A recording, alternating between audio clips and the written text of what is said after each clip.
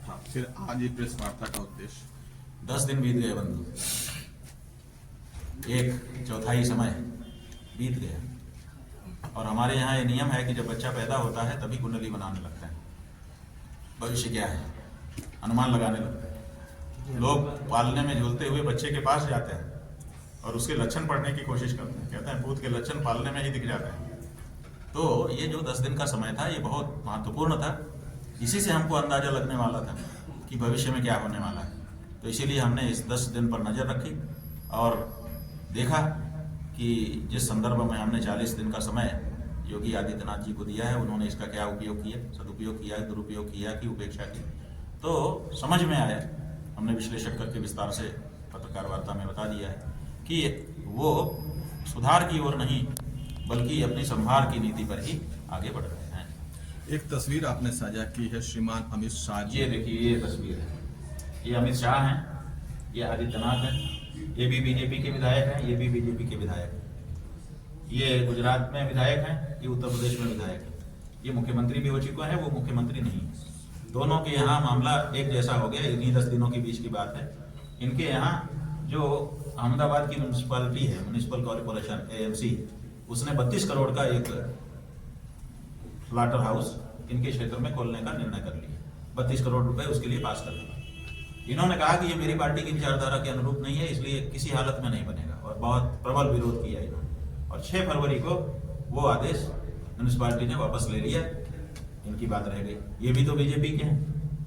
ये कहते हैं कि मेरी पार्टी की विचारधारा के अनुरूप ये स्लॉटर हाउस नहीं है, और ये एक के बाद एक बढ़ाते चले जा रहे हैं। देश के सबसे बड़े मांस व्यापारी इस समय यही है। तो दोनों बीजेपी के हैं, दोनों विधायक हैं, लेकिन दोनों में अंतर कितना।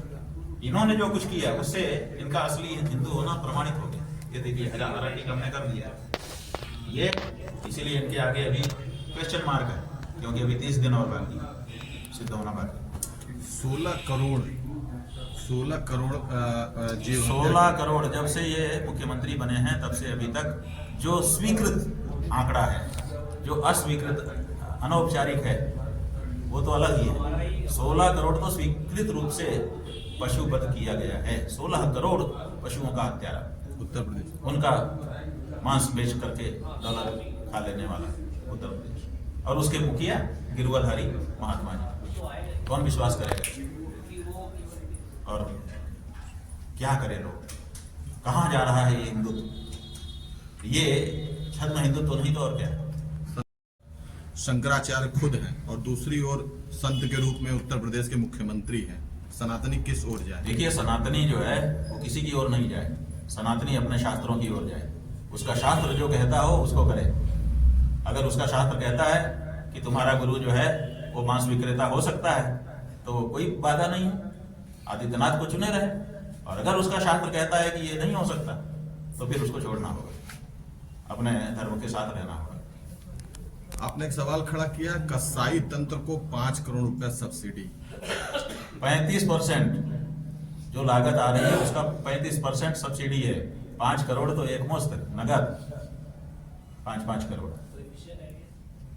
बहुत बड़ा पैसा पशुओं को काटने के लिए हमारे टैक्स का जा रहा है। सनातनियों के सामने विकल्प क्या होना चाहिए? सनातनियों के सामने कोई विकल्प नहीं है, सनातनी ही विकल्प है।